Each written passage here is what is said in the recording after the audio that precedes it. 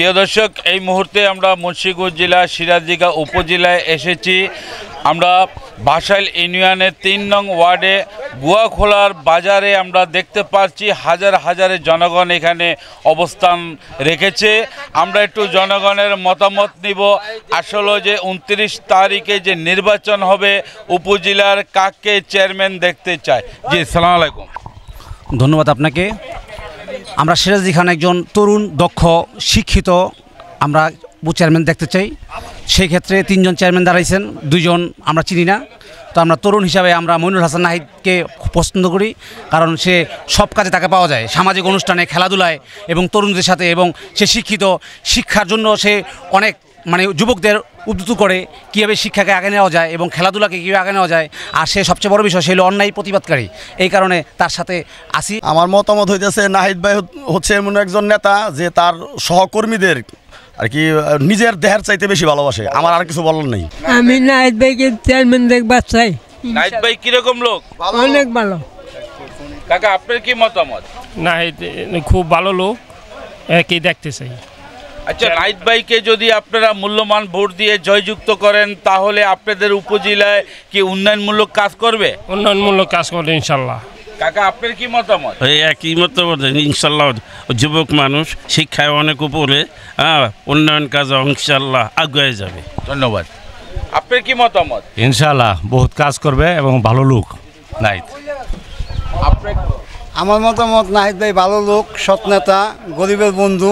উনি গরিবদের অনেক ভালোবাসে, কিন্তু ওনার এই উপজেলা চেয়ারম্যান দেখতে চাই। আর ওনার অনেক দরকার গরিবের পক্ষ থেকে। সিরাজদি খান উপজেলা একটা অবহেলিত।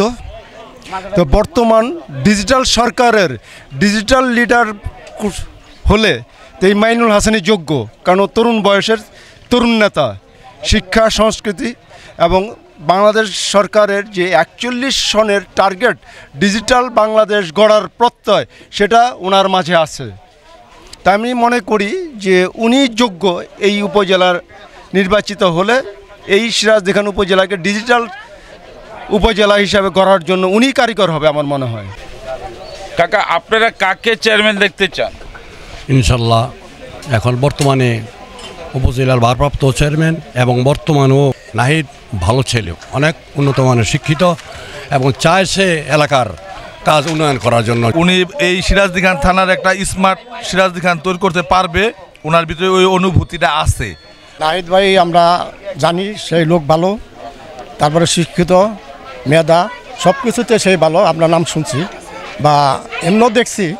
তবে আমরা এর জন্য আমরা ভোটে দেওয়ার জন্য আমরা নামছি, যাতে আমরা দেখি ইনশাল্লাহ আল্লাহর ইনশাল্লাহ যে একবার ভোট দিয়ে যদি জয়যুক্ত করতে পারি আল্লাহ।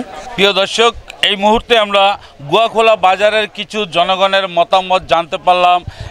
নাহিদ ভাই তিনি যে নির্বাচনে মোটরসাইকেল মার্কায় চেয়ারম্যান পদপ্রার্থী হয়েছে, এলাকার জনগণ তাকে চায় যে নাহিদ খান যদি চেয়ারম্যান হয়, উপজেলার যথেষ্ট উন্নয়নমূলক কাজ হবে, এমনকি সাধারণ মানুষ সুস্থ নিরাপত্তা থাকতে পারবে বলে জনগণের আশা। তো আমরা একটু সরাসরি নাহিদ ভাইয়ের সাথে কথা বলবো।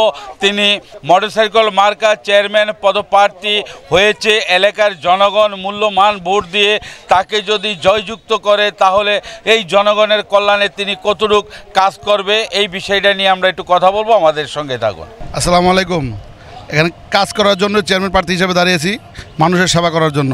সুতরাং যদি এলাকার মানুষ আমাকে ভোট দিয়ে নির্বাচিত করে, আমি তাদের জন্য মাদকমুক্ত, সন্ত্রাসমুক্ত, সুশৃঙ্খল, স্মার্ট, গ্রিন সিরাজদি খান গঠন করার জন্য কাজ করবো ইনশাল্লাহ। আরেকটি বিষয় আমরা জানতে যাব, আপনি একজন ভারপ্রাপ্ত উপজেলার চেয়ারম্যান হিসাবে যে দায়িত্ব পালন করেছেন, আসলে আপনার কি মনে হয় আপনার উপজেলার ভিতরে বিভিন্ন ইউনিয়নের ভিতরে আমরা দেখতে পাচ্ছি কিছু অবহেলিত রাস্তাঘাট রয়েছে, সেই বিষয়টা মূল্যবান ভোট দিয়ে আপনাকে জয়যুক্ত করে, তাহলে সেই বিষয়টা আপনি কীভাবে দেখবেন? অবশ্যই কাজ করার জন্য এসেছি, যতটুকু সুযোগ হয় ইনশাল্লাহ সকলের জন্য কাজ করবো। রাস্তাঘাট, পুল, কালভার্ট, স্কুল, কলেজ, সব কিছুর জন্য কাজ করবো ইনশাল্লাহ।